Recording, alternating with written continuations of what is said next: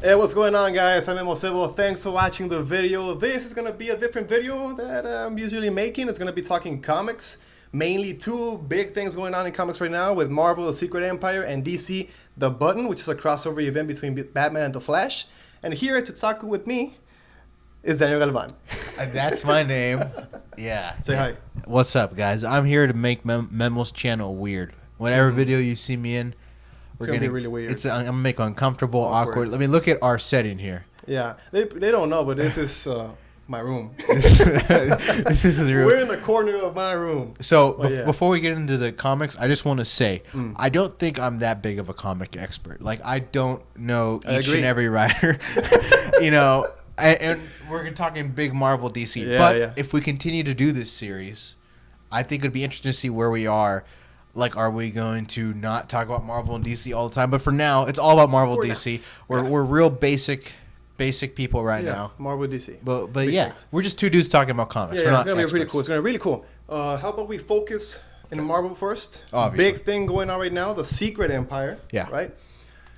First of all, the overall thoughts. Don't go into specifics. What do you think of Secret Empire number 0 right now? Where does it stand? Is it a good beginning? What do you think about it? So real vague. And again, I would say this is kind of a perfect week for us to start doing this because for both Marvel and DC, you had significant events.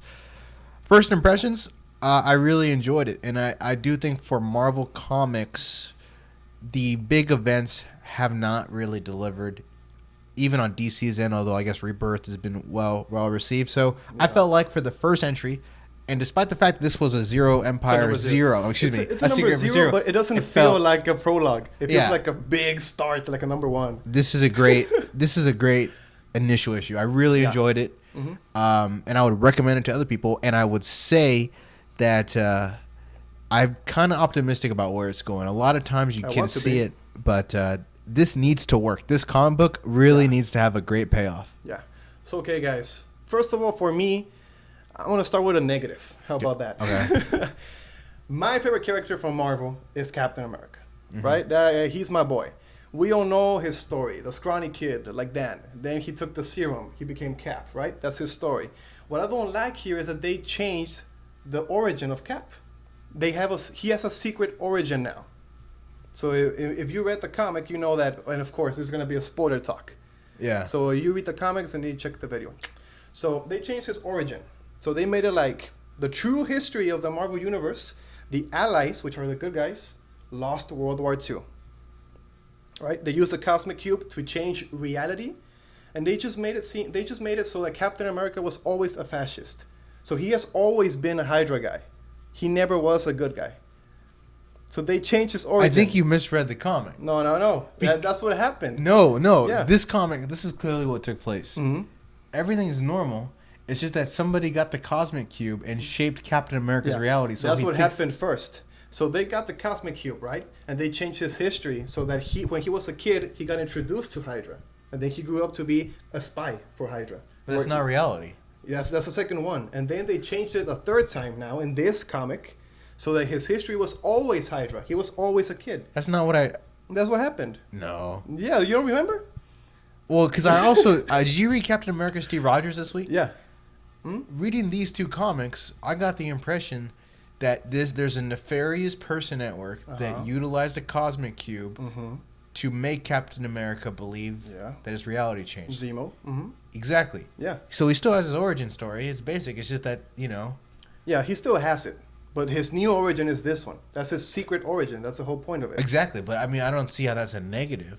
That's a freaking Captain America, the most patriotic hero. I know. The ideal man, the moral compass. Is Hydra now? He's always been Hydra. He was never a good guy. How is that a positive? Well, obviously, that's so stupid. Clearly. That's a stupid decision that Marvel made with that, and I just think it's a disregard to all the history the character has gone through, the people that created him, what he stands for. It's just stupid watching him being Hydra. It does give for good storytelling. The story is good. But they made him now Hydra for real. Like, he has always been Hydra. But clearly, at the end of this Secret Empire, Captain America is going to return. I hope so. I'm like 100% sure. Let's hope That's so, where it's going. I mean, here's what I would go with. I don't mind it. I think we all know why they did it because, I mean, it sells comic books. Yeah, it's for a good story. Now, The story is good. Now, so, I mean, the whole thing that makes this story interesting is that Captain America is Hydra. I mean, this is like... Yeah, that's why I'm really, like, messed up inside, because I'm confused. Oh, I I love don't it. like Cap as Hydra. I don't want him to be. Maybe create something else. But the story is really cool. I enjoy reading it. Well, what I would say is, what do you think about... So, again, spoilers, we're already in spoiler waters. Yeah. I was watching a YouTube video by this guy named Nerdwriter, and he talked about the movie Passengers on how it would be better if they ordered the story differently. Do you think you would enjoy the comic more or less if they ordered it differently in that there was not this like long run of Captain America Hydra comics, but in Secret Empire 0, you don't know that Cap is Hydra to the last page? Do you get what I'm saying? Because we knew everything ahead. A big reveal? Yeah. It obviously they wouldn't do it because they want to sell all these comics in the lead up to Secret Empire 0. But do you think it would be a better story if the viewer had not known that Captain America was a part of Hydra? No, because then they couldn't make Secret Empire because Captain America is the leader now. He's the supreme leader of Hydra. Mm-hmm. So, and they did the big reveal already in his comic when he said Hell Hydra at the end with the Doctor. It's a valid point. Yeah, so now that he is the supreme leader, they can make the whole Secret Empire storylines. Yeah, it's a good point. And I would just say that Marvel has to deliver because if you've been a reader of Captain America Steve Rogers, I mean, this has probably been taxing to read time in and time out. Your boy is a part of Hydra. Dude. I think I hate it. they need the story to be epic Yeah. and deliver and have a great payoff. So let's talk about what happened in the comic. Okay. The Hydra's taking over now from S.H.I.E.L.D., right? So there's a lot of plots going on. Like, we had the alien Chitauri fleet invading. Yeah. The fallout from the prison, and Rogers being the director of S.H.I.E.L.D. Now, or the supreme leader. So those three things came to play in the same day, and it just made Hydra easy to take the command from S.H.I.E.L.D. So what he did was get the heavy hitters outside the S.H.I.E.L.D., right? Like, he got Hyperion, he got Captain Marvel, and Quasar or something like that. I forgot how to pronounce the name. Outside.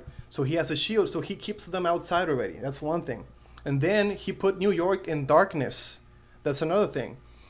Watching Cap as a bad guy, I like that he is the mastermind. So if he has to be bad, if he has to be Hydra, I want him to be the big bad, and he is the big bad in this one. Did you enjoy how Hydra took over? Totally. Yep. I feel like for the most part in every comic book TV show and in every comic book, especially comic book, we get large scale events. And a lot of times I feel unjustified. It's like, how many days of the week can the city get destroyed by monsters? Yeah. But this comic, this event needs that. And it was beautiful. Again, all these things you're describing, the artwork was great. It was written well. This alone is an enjoyable comic book to read. And it was cool to have all your heroes divided.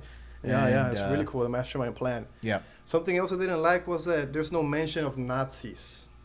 So they only use Hydra and the Allies. So you're a big Nazi guy? You want Nazis in your comics? I want them to include history as it is. All right, PewDiePie. To not change it. All right, PewDiePie. So there's no Hitler. There's no Axis. There's nothing like that. Okay, so Hitler didn't have a superpower. They just He ignore just it. had one testicle. But I don't like that. If they're going to include like something historical like World War II, they have to do it right.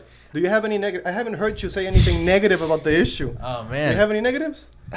Well, I feel like the reason why I don't have any negatives is because I've kind of sorted my negatives out over the past 6 months, like of Captain America, Hydra. Kind of at times reading the comic again feels like attacks. Yeah. Now it's the payoff, and one issue in, I thought it worked well. There isn't a whole lot that I found negative.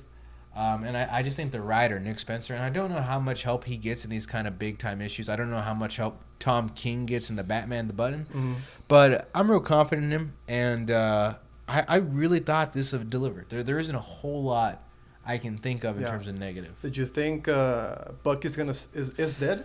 That was... I did tell you what... Right? They killed him off. So they killed off Bucky in Captain America Steve Rogers 16. Rogers, right? So again, Steve Rogers 16, you don't have to get it, but it really is the issue 0 of Secret Empire. Yeah, you could say that. I forgot about that. That is a negative. They killed... Died, right? Yeah, he's we probably don't not dead. know. But he was strapped to a missile that went and boom, it exploded. So that felt inconsequential. that's a good cliffhanger. That wasn't happened to Bucky. Quasar being eaten by a monster. Hyperion, which is like the Superman in Marvel. Hyperion, he just got blasted with lasers and he died. I just thought it was like, what, really? Hyperion, one of the big guns, dead with lasers? I tell you what, that is a worthy criticism. At first I was all positive, but that's when you had heroes die and it felt inconsequential. I agree with yeah. So yeah, you mentioned the button. Okay. Moving on to DC, it's really cool what's going on with the button. Two of the greatest detectives in DC history are working together to solve this yellow smiley button thingy. Overall thoughts again. Overall, no specifics. Good, bad. What you think about it? Batman's cool. Flash is cool. What's up? Again, it's good. It felt like a smaller scale than Secret Empire. Super smaller scale. It's just two people there. Exactly. But it's a big mystery. You understand that it's going to have ripple effects. And I felt like, again, it delivered. I think the writers, Tom King, and then Nick Spencer, especially Tom King, though. Tom King has found his groove. Yeah, he's really good. As a Batman writer. Yeah. And I enjoyed it. How about you? Yeah, really cool. I love every time Flash and Batman work together. Like two of the brightest minds working together. One has a Speed Force and one is a guy in a batsuit. Yeah. It's just great to watch how they work together, but not a lot of content in the issue. There's a lot of action, though, but not content. I want to start with the Watchmen connections here, which are the big things, right? The yellow smiley button is one. Yeah. We see Saturn Girl in Arkham Asylum from the Legion of Superheroes. If you're not familiar with Saturn Girl, she's like a telepath from the future. Watching the hockey game, and she screams, "No one will stop it, no one will save us." That is a reference to Rorschach's journal that says, "We'll look up and shout, 'Save us,' and I will look down and whisper no." So that probably means that the Watchmen involvement is going to be big. They're going to tear some people, and no one is safe. What do you think of a Saturn Girl there, or the connections? Do you like them? I love it because this has to get weird. I mean, Yeah. when you think back That's to the cool stuff about it. When you think back to Rebirth, I mean, this stuff was set up so prior that you really appreciate stuff like this. So I don't know what's next. And if you read a lot of DC comics, at times in those comics, you have villains after they're defeated allude to something bigger, foreshadowing. And so I think that's what we're going to get here. It's going to be interesting to see how deep they go into the Watchmen. Obviously, I'm sure they will. Yeah. But what the expectation is for the reader to actually be aware of all these details and whatnot. But surely, I mean, Watchmen has a movie. I know there's like a talk of an animated film. So I thought that was great. And that was the beginning of the comic. It was a phenomenal prologue. Really cool. Yeah, another connection is the Reverse Flash. He's back in this one. He saw God. Remember that? So Reverse Flash appears in the cave where they surprised Batman. He thought it was going to be buried, but Reverse Flash is back. They have like an epic brawl, just like good old fist fight. It wasn't much of a brawl because Reverse Flash. One guy has a Speed Force. One guy has a Speed Force. Another one is Batman, man. So even though Batman is a really great fighter, come on, the Speed Force. That was my favorite part of the comic memo. Yeah, it was, and the part I liked about it was prior to that scene, Batman talks to Flash. Flash is fighting samurais, and Flash tells Batman that he will be there in a minute. Yeah. So what I loved about this, what I thought was inventive, was Reverse Flash comes in, and they have a fight, and in the lower part of the panel, you have a timer that from is 1 so minute badass, down. dude. So cool. And watching Reverse Flash, just like moving and doing stuff in less than a second. Remember that? It's just so cool. But at the end of a fight, he disappears and reappears, just burning up with blue flames. Because he touches the. Does he not touch the watch? Does he touch it? I'm pretty sure he touches the button. That's what happens. Well, yeah. So he disappears. He reappears, just flaming up in blue flames, and he says that he saw God. So that's a connection to Dr. Manhattan from Watchmen. Like, he has the powers almost of a god. He can do a lot of things, almost omnipotence. And that's another connection. Do you like Manhattan? Do you want to see him involved in these stories? Well, I feel like Dr. Manhattan. The big bad, maybe? Potentially the big bad. I feel like at the end of the day, he's probably going to be real middle of the road, ambiguous. Yeah. I think he's the character that is needed as your tool to have this, multiverse shattering event. Whatever this is, it obviously centers around Dr. Manhattan. Yeah. And big guy. Poor Reverse Flash. How many times does this guy get burnt to a skeleton? Oh, yeah, dude. And the thing with Reverse Flash is that I caught something there. That he said that he was dead before that issue. So what he remembers last is Flashpoint. Remember Flashpoint with Thomas Wayne? Yeah. So he remembers Flashpoint. This means he doesn't remember the New 52. So this guy is back with Red Lightning. So he's from another Earth. He's not from the Prime Earth. Sorry. It's okay. So it's so it's cool that we got this classic Flash that we all love with the Red Lightning instead of a black one. It's just so cool. I just didn't expect him to die in the first issue. But if the rest of the event's gonna be like this, it's gonna be an epic one.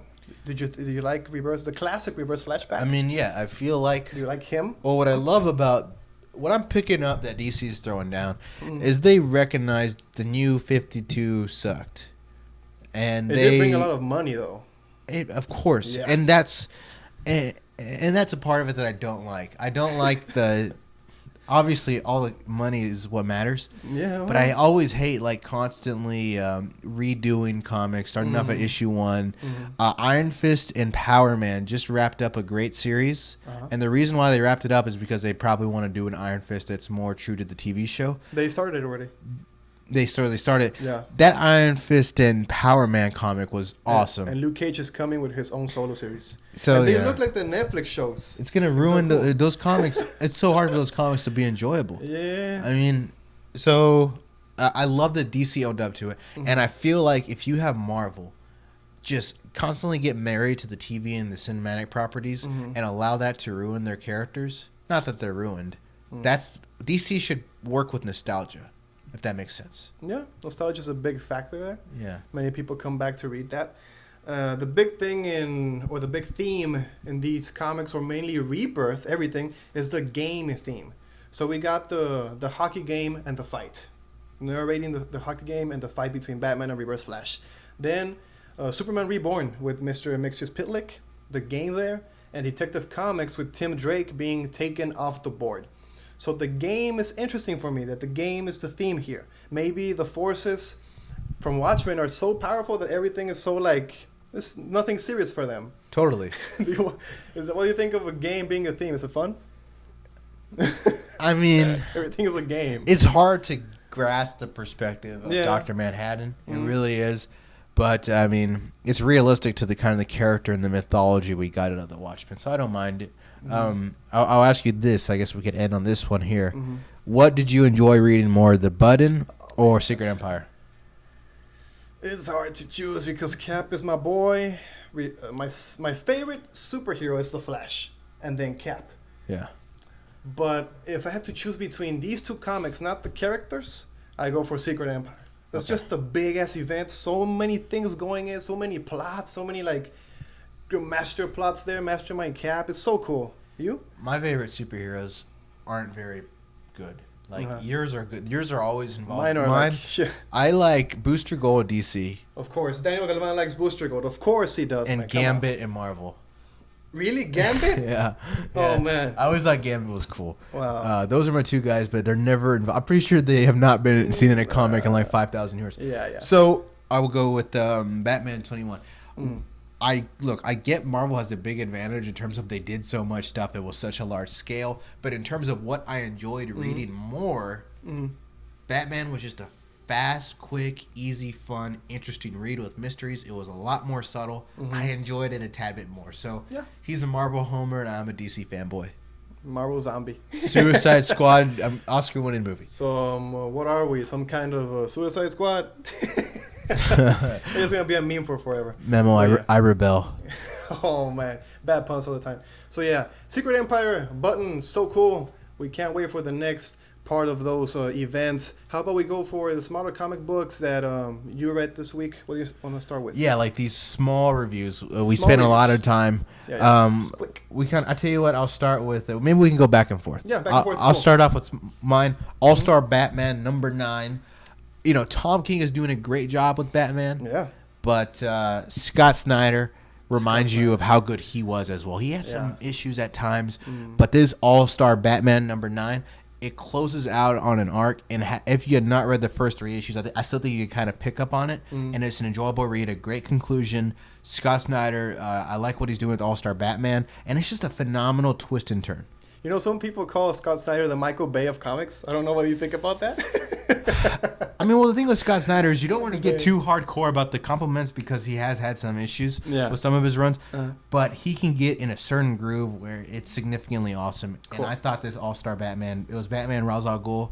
I thought it was phenomenal. One thing about it was that there was a mysterious figure this entire arc, this 4-issue arc, and they did the reveal on the cover with Ra's al Ghul. Oh, man, I hate those. Yeah, so that was a bit of an issue. But overall, I enjoyed this one. Cool. What was yours? Let me keep it in the DC family. I'm going to go Superman number 21. I love that Batman is the damsel in distress in this one. That he goes missing, and John, Damian, and Superman, they have to go and look for him. The Damian and John relationship is so well written. They play off each other really well. The art from Gleason is really good. He captures the superheroics, the larger than life aspect, awesome. And the twist is awesome. They kind of knew something kind of new. There was something there, but no spoilers. Just check it out. A great ending. Great read. Superman number 21. Yeah, I love Superman, and they should probably rename it Superboy. Because that's what that comic book's about. Yeah, so cool. I enjoyed it. I'll tell you, I'll stay with DC. Yeah, I've gone back and forth on what to pick. I'll go with Aquaman 21. The guy who talks to fish. The guy who talks to fish.